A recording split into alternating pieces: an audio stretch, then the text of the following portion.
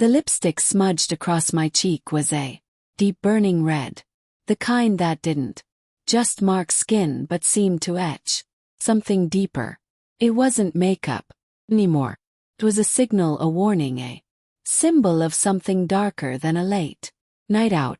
Liliana, my wife of 10 years, staggered through the front door in the faint morning glow. She reeked of cheap tequila, and another scent clung to her clothes. Sweet, floral, unfamiliar, not her usual perfume, not something I'd ever smelled on her before.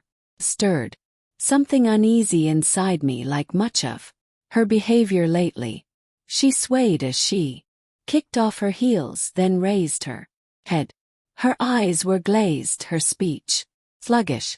"Sorry I'm late, babe," she murmured, leaning forward to press a sloppy kiss on my cheek. The lipstick smeared instantly, carelessly. "Girls' night ran a little long," she added with lazy giggle. That sound, her giggle, once lifted the weight of my worst days, made me feel blessed to be near her. It rang false, off-key, as if it belonged to someone else. The warnings had been there a while. Missed calls, quick phone glances before turning her back. Sudden fixation with her appearance. New outfits, fresh hairstyles, lingerie untouched for years. She claimed it was self-love. Confidence regained. I wanted to believe her, but something felt wrong. Her touch was colder. Her smiles came too fast. Her eyes darted away when I asked simple questions. Her answers were smooth too. Smooth, like lines rehearsed in advance. Still I clung to hope. Told myself every marriage had rough seasons, that I was paranoid that if I kept showing up and loving her, we'd find our way back. That night shifted everything. Passed out minutes after coming home. Makeup smeared across the pillow. I sat beside her, watching her sleep under the dim light. The silence broke with the buzz of her phone on the nightstand. A new text froze. I had never broken her privacy, but trust was nearly gone. That message was the final crack in an already broken foundation. The screen lit up, a message from a contact saved a spa day. "Tonight was amazing. Miss you already. Buddy." That's what she'd claimed last week too. My chest tightened as I opened the phone, hands trembling. What I saw was worse than I imagined. The thread stretched back weeks, maybe months. Messages drenched with passion, secrets, desire. They spoke of hotel rooms, back seats, laughter, longing. This wasn't a mistake. It wasn't weakness. It was a full affair built on intention. And I found the voicemails. The first was from man. Smooth, assured. "Hey beautiful. Thinking of you. Can't wait for tomorrow." My stomach churned. The second was from her. Liliana, but not the woman he knew. Her voice was light, girlish, breathless. "Oh Daniel, I can't stop thinking about you either. Being with you, it's everything." Daniel, the name, lodged in my mind like glass shards. Sat silent, the phone's glow casting shadows on my face. I didn't cry. Didn't rage. Just sat numb. Memories of our life together, birthdays, trips, quiet Sundays, flashed like scenes from another story. By sunrise I had decided. When she woke, eyes swollen and dazed, I was already up. I placed coffee in her hands and sat across calmly, though a storm raged inside me. "So," I said gently, "how was your night with the girls?" She blinked, forced a smile.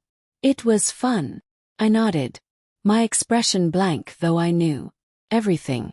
"A little too much tequila," she added with a weak laugh. "Sure," I said, my tone flat, sharp underneath. Then I asked, "Did you go to the spa, too?" She froze for a heartbeat.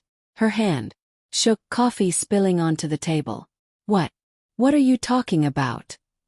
she asked, her voice wavering. Without a Word. I pulled out her phone and played. The second voicemail. Her voice filled the air. Not casual but breathless. Intimate, a confession not meant for me. Her face drained of color. Her breath. Panic flooded her eyes. Couldn't speak. The truth hung there. Undeniable. Who is Daniel? Asked low. And measured. Her lips parted, closed. Then opened again, searching for words. And failing. Finally she stammered. I can explain. Then explain. My voice broke, the weight unbearable.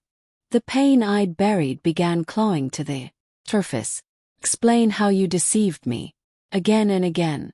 How you met my eyes each day while giving yourself to someone. In the days that followed, the truth unraveled like a worn thread. She'd met him at a work conference. Fellow colleague. It began with playful words. And quickly became something deeper. Called it a slip, a weak moment. Claimed. Meant nothing, just physical, just temporary.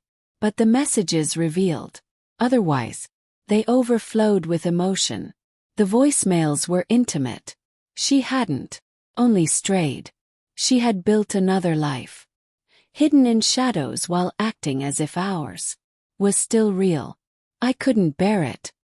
Couldn't look at her without feeling sick. Trust had shattered beyond repair. But I wasn't finished. I needed him, Daniel, to face what he had done. I needed him to taste what I felt. Finding him wasn't hard. His social media flaunted a perfect existence. A glowing wife, bright kids, career victories, sunlit holidays. Traced his office address. One cold night, I waited outside. My breath rose in pale clouds. When he emerged and noticed me, he froze. You're Liliana's husband, he muttered. That's right, I said.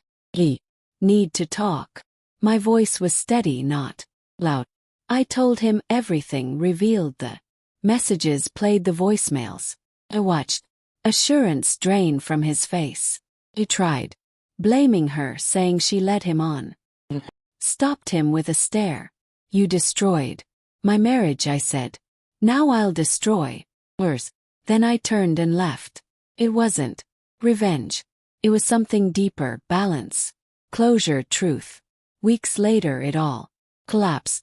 Liliana and I filed divorce. She moved out. The house echoed with emptiness. She wept, begged for another chance, but it was too late.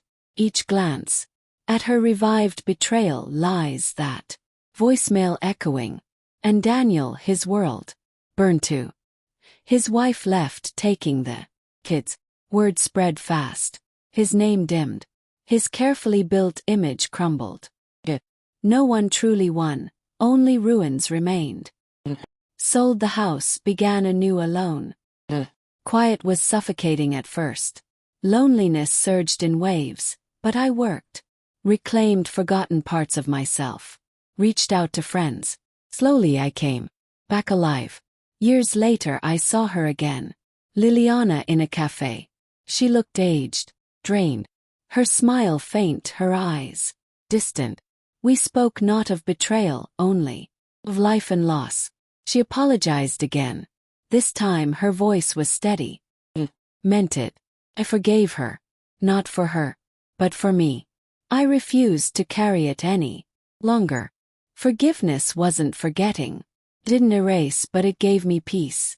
The lipstick stain, the voicemails, the moment it all collapsed, they faded. Pain dulled. The wounds had closed. Scars remained. Yes, but they were mine. Proof I endured, that I healed, that I still could feel, that I was still here.